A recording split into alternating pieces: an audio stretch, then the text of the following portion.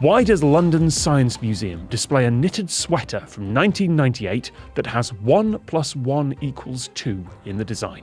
I'll say that again. Why does London's Science Museum display a knitted sweater from 1998 that has 1 + 1 = 2 in the design? Because that's when they solved it. Mm-hmm. That's when they wrote the proof. Mm-hmm. Mm-hmm. They figured out the axioms. I don't have enough mathematical knowledge to keep riffing on that. I just know I did once see a proof of 1 + 1 = 2 that was like 5 pages long.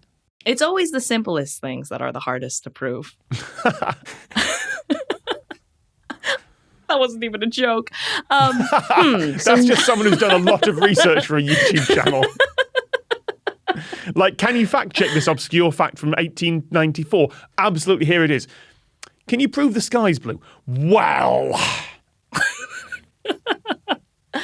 Okay, so it's a sweater from 1988. 1998. 1998.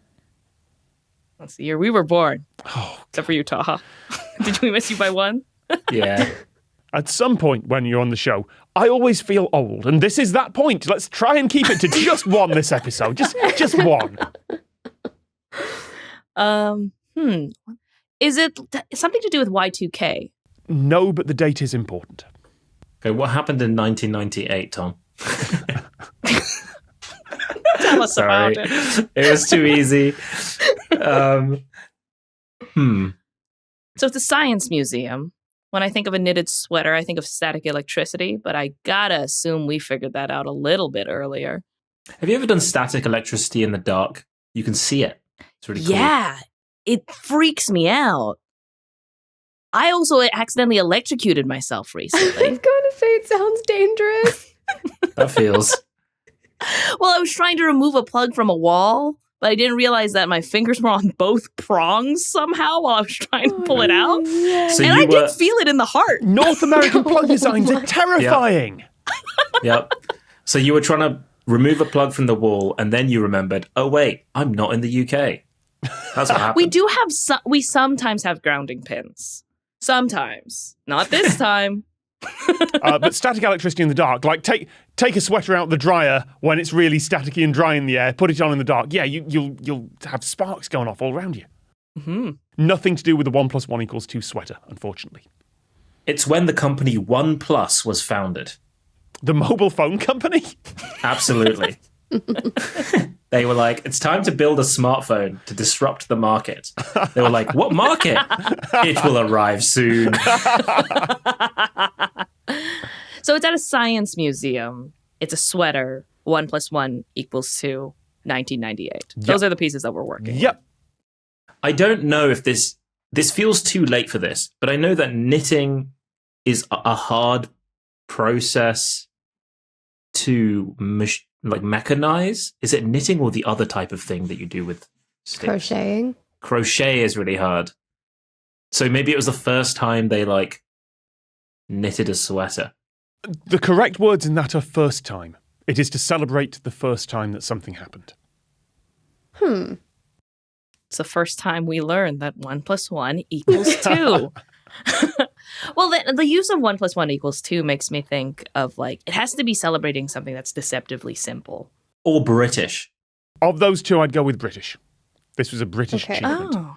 It's the first time British people learned how to do I math. know. I set that one up, didn't I? I absolutely set that one up. Okay, fine. I'm ignoring Isaac Newton for now. Okay. I don't know anything about the monarchy's family, but was there some kid in the monarchy who wore the sweater or was born that year? In a science museum? Yeah. That would be that's a true. history thing. Was the sweater itself relevant or famous, or is it more just it was created in celebration of something that was relevant? It was created in celebration. That's absolutely right. The thing you've all kind of glossed over is it's important that this is a sweater. The first time the British felt warmth. They've created fire. I'm just completely declaring war at this moment. That's fine. We beat you last time. Okay. Did we? I'm not even sure if we did. I was just putting a slam on Canada. No, we there kind of and just backed out. Yeah. To be honest, Yeah. we just stuck around. Yeah. Until we were like, "Can we leave? We'll keep you on the money." Think more about why it's a sweater. We've talked about some of the stuff here. There might be. Is the knitting part of it, or is it just a knitted sweater? It's a knitted woolen sweater. Oh, Dolly the sheep. Tell me more. Damn. Oh, So yeah, it was smart. the first time that they completed cloning, and I guess if it's a wool sweater, it's like a celebration of the sheep. But like there was a sheep named Dolly, and then they hit Control C, and they hit Control V, and then there was another sheep. Wait, is That's that crazy. the one that they like bred in an artificial? No, not an artificial womb. Something separate. I'm on a different. Yep. I different genuinely track. wish that I could tell you more details about Dolly the sheep, but I think Tom can. Yeah, Dolly was the first cloned mammal, which was a British achievement, the late 90s. There's one key thing you're missing. Oh. Why is that sweater in the Science Museum? It's from the wool? It's from the wool. They from... killed Dolly. No, they that's not how sheep shearing works. They sheared them. They did- That's not how sheep shearing works, Sabrina. It's fine.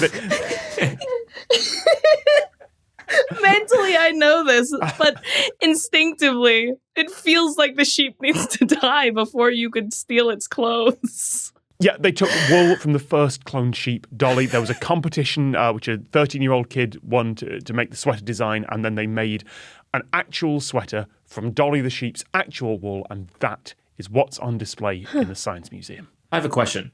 Is Dolly the sheep the clone or the clone. original? The clone. Wait, what's the original sheep? Are they both Dolly? I'm told it was a clone of Finn the sheep, who was not famous because they were not a clone. This is so upsetting. This is like when the Damn Daniel guy got on Ellen, but then the guy who was recording it and did all the jokes didn't get on Ellen. That's what it feels like to me.